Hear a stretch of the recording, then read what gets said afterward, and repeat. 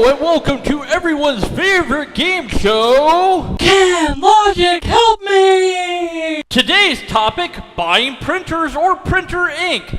Can Logic help me? Let's find out with your host, Deconverted Man! Thank you so much. Thank you, yes, thank you, please. Thank you all for that wonderful welcome. I am Deconverted Man, and today's topic, buying printers or buying printer ink. Can Logic help me? Well, let's look at our contestants. Right over here we have a printer, and over here we have some ink.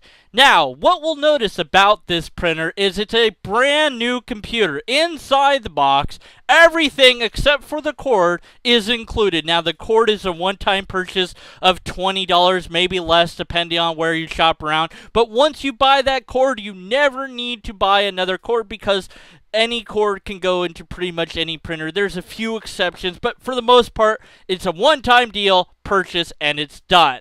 The problem is, when you get the printer, it comes with ink.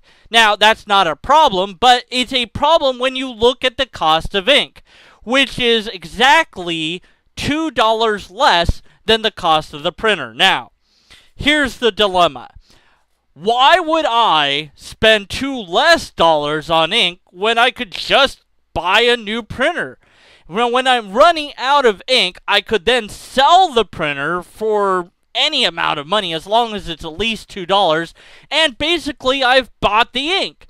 So every time I run out of ink, I should just buy a new printer. When I run out, sell the old printer, and if I get more than $2, I've made kind of a profit. Let's just say I got $5 and the printer costs $30. Then I have to sell 6 printers without ink at $5 each to get back that $30 to which to buy another printer and start the cycle all over again. But the problem is supply and demand, because the minute that I start purchasing in quantity, computer printer after computer printer, because the ink costs just as much, then the companies will realize that their sales of printers have gone up, meaning that they'll have to fluctuate the price to match because the demand is so great.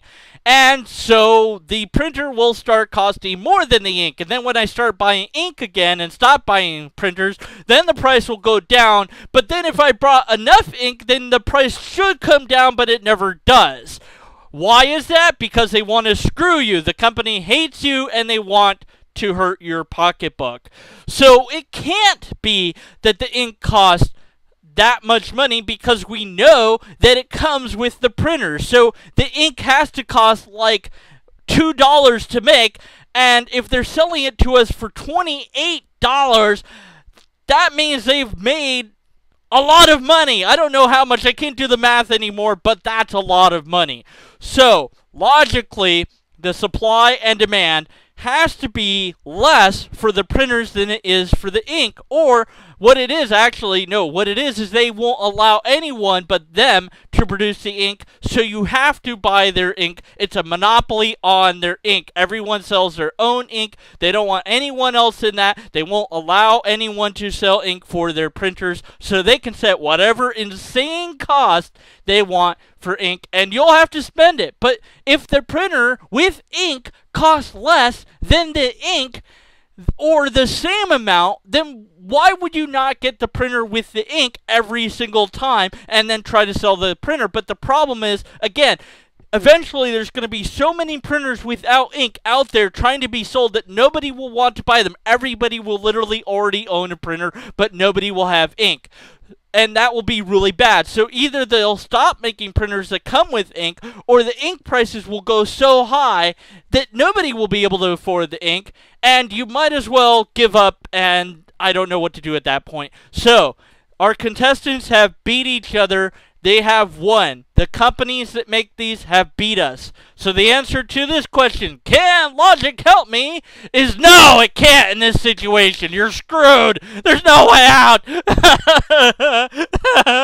Cut to a commercial. Today's program is brought to you by Informal Logic. Informal Logic, helping you know when to be skeptical or not of any particular argumentation. Back to you, Deconverted Man. The answer is no. Thanks for watching. Announcer, tell the audience the stuff about the show. Thanks, Deconverted Man. If you, our loyal viewers and audience at home, would like to participate in Can Logic Help Me, simply post a comment asking Can Logic help you about the following situation and or event or thing in real life. Whether it be printers and ink like we did here on this show, or any other thing that you might find odd in real life. For example, why do we buy bottled water when purified water is sometimes cheaper than bottled water? That would be a good question for you to ask. Don't ask that question because I just asked it. But any other question like that would be great for our show. Please, let us know. We've run out of ideas officially with both this show's question and the question that I just suggested. So we need your help for this show to be a thing. Thanks for watching. Can Logic help me?